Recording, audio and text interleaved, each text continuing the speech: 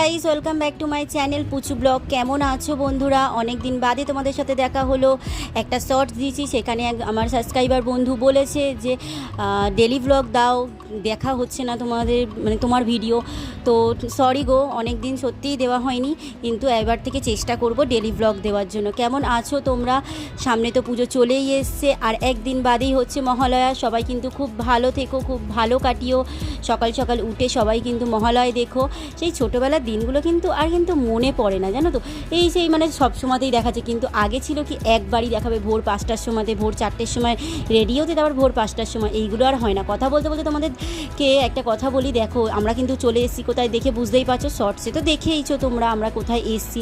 সুরজিৎ কিন্তু দেখো এই যে চুল কাটতে শুরু করে দিয়েছে। তার আগে তো দেখলেই আমি কিন্তু মানে ক্লিন আপ করবো বলে বসে পড়েছিলাম। আর তারপরে চুলটাও দেখেছো, এই যে আমার চুলটা কাটার আগে এরকম ছিল, তারপরে কাটার পরে কীরকম সেটা কিন্তু তোমরা দেখেই নেবে। আর কিন্তু আমার ছেলে দেখো ভিডিও করতে শুরু করে দিয়েছে, ড্রয়িং থেকে এসে সোজা এখানে চলে এসেছে। আর আমি অনেকক্ষণই চলে এসেছি, আমার বান্ধবী আজকে ওকে নিয়ে এসেছে। তোমাদেরকে দেখিয়ে দিই পুজোর অফারগুলো। দেখেছো অনেক অনেক অফার চলছে পুজোর, মানে নানা ধরনেরই সব অফার চলছে নানা পার্লারে। তো আমি তো এখানে ঝুমাদির পার্লার তো আসি। দেখো আমার কথা বলতে বলতে দেখো চুলটা কাটা হয়ে গেছে, কি সুন্দর না?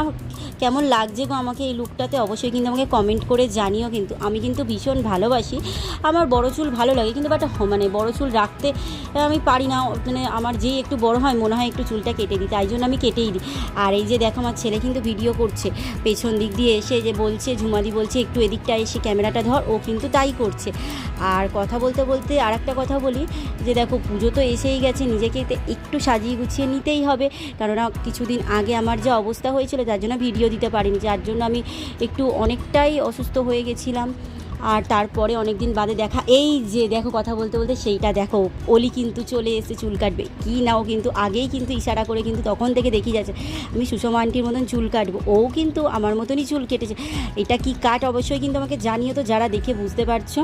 আর অলিও কিন্তু বসে পড়েছে চুল কাটতে। আর আমি দেখিয়ে দিলাম তোমাদেরকে পুজোর অফারগুলো প্রত্যেকটা। এই যে দেখো অলি সুন্দরী বসে পড়েছে, দেখেছো? ঝুমাদি আর একজন অঞ্জলি এর নাম, যাই হোক এই যে দেখেছো।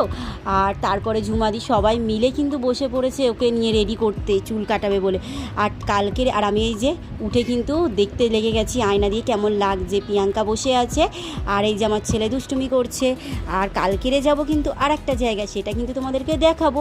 হ্যাঁ, আমার ভাই কিন্তু গেছে কিন্তু একটা সেলুনে, সেখানে কিন্তু এটা ও বলবে সেটা ও কী কারণে গেছে। তারপরে তো ও চুল কাটলো, ওখানে ওকে ফেসিয়াল করলো। ও কিসের জন্য কি হয়েছে সেটা তুমি দেখতেই পাবে, তো ওর চ্যানেলে গিয়ে তোমরা সবাই সেটা দেখতে পাবে। আর এই যে দেখো সুন্দরী কিন্তু যা যা আমি করতে ভালোবাসি তাই কিন্তু ও কিন্তু তাই করে। ও কিন্তু আমাকে ইশারায় অনেকক্ষণ ধরে দেখাচ্ছে, আন্টি তোমার মতন কিন্তু আমি করব, তোমার মতন।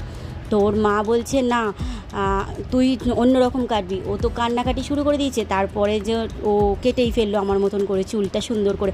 আর এই যে ফটো তুলবো না হতে পারে নাকি, আমি তো জানোই ফটো তুলতে ভীষণই ভালোবাসি। দেখো কি সুন্দর কিন্তু কতগুলো ফটো তুলে নেব। আমাকে কেমন লাগছে অবশ্যই কিন্তু কমেন্ট করে জানিও বন্ধুরা। আর ভিডিওটা কেমন লাগবে জানিও। টাটা বন্ধুরা।